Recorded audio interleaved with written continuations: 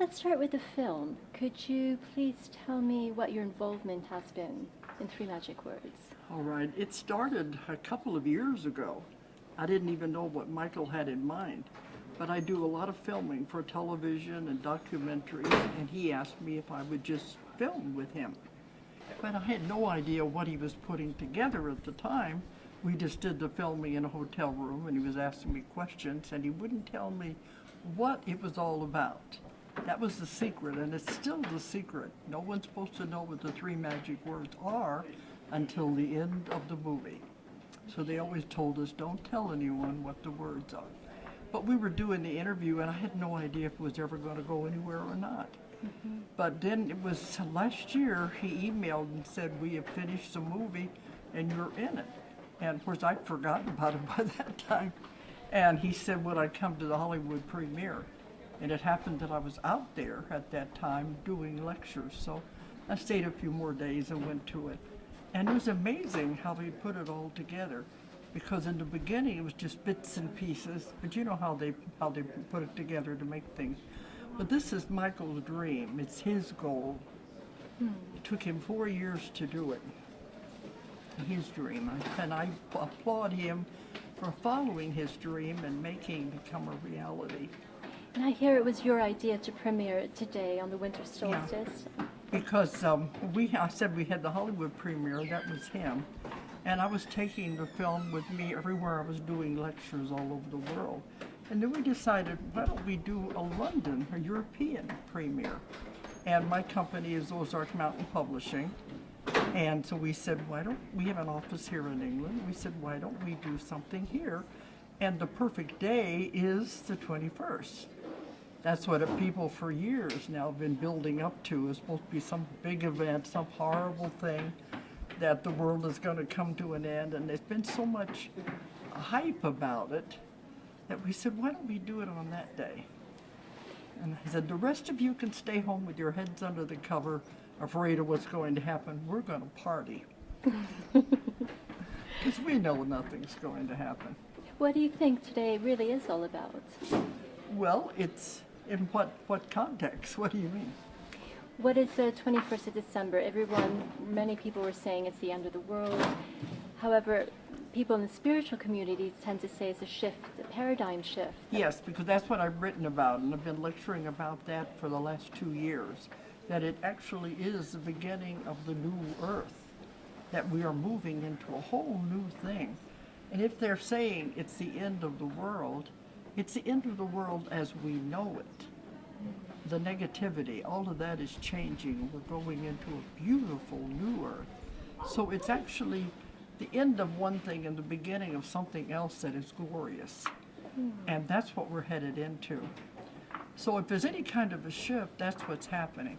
It's not going to be something just all of a sudden, bam, and we're there. It's been a very gradual process that has been happening, I think, since about 2003. And if you're paying attention, you can notice these very subtle changes that have been happening. We're moving away from the negativity into the positive. And the people in the spiritual community can sense this. I see it everywhere we go. We just got back from China.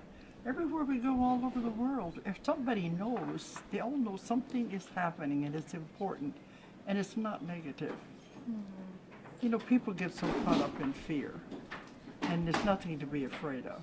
Right. How do you break free from this fear?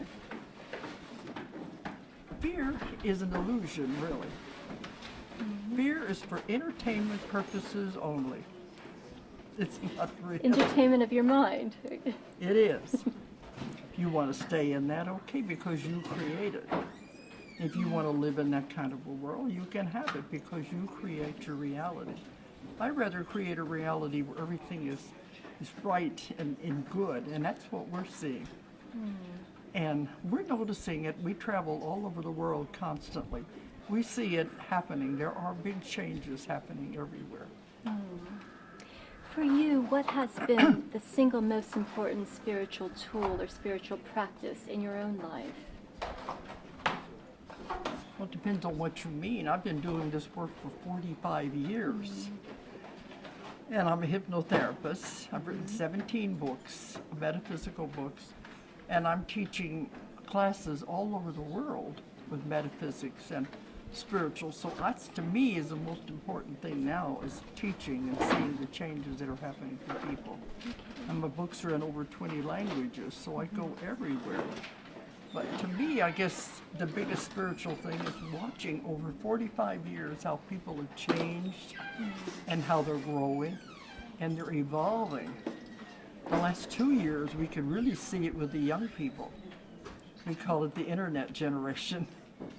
It's really having a powerful effect on everyone. So it's hard to pick any one event because it's been a gradual process I mean, over all that time.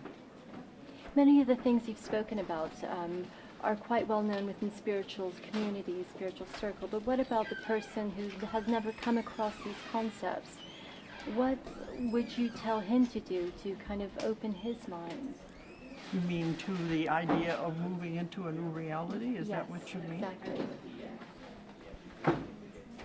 We do occasionally run into people who don't know anything about this, and I try to tell them, you creating your own reality, what kind of a world do you want to create for yourself?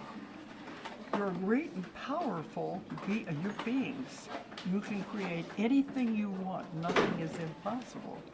When they realize that, they're a little open to want to know more. What do you mean? Because you can create anything you want in your life. That's how powerful you are. Do you want to have the negativity or do you want to have the positive? You make it sound very simple. It is very simple once you learn how to do it. But what about consistency? Because I find that's the thing. It's quite easy to do maybe once or twice or maybe for a month. But what is your key then? Consistently repeating it and making it a part of yourself. We have learned how to do it. Very simple once you learn the little tricks. That's what we're here to do on Earth, is to learn how to create your reality. That's the main reason you're here, to learn how to create what you want in your life. And it's very easy to do once you figure it out. Right.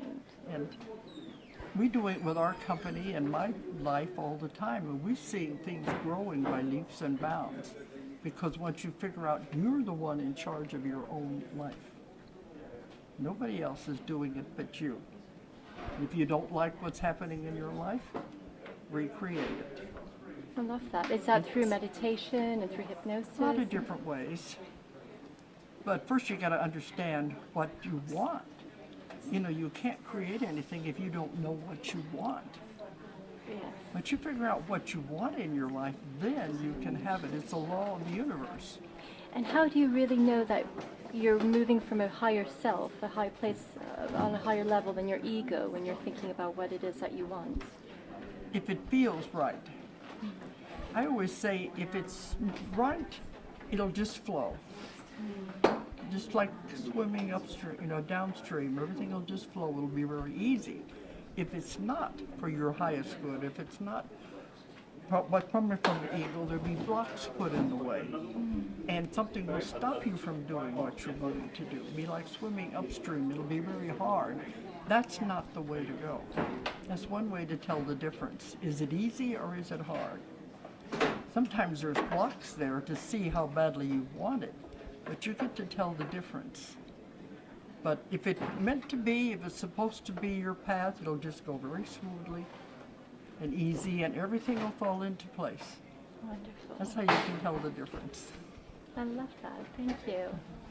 That's, I mean, it's easy. You just get to realize it, to understand it. And you know what I mean, Michael. You make it as hard or easy as you want for yourself. Let it run. Great. Thank you very much, Dolores. Okay. I don't want to take any more of your time. It's wonderful.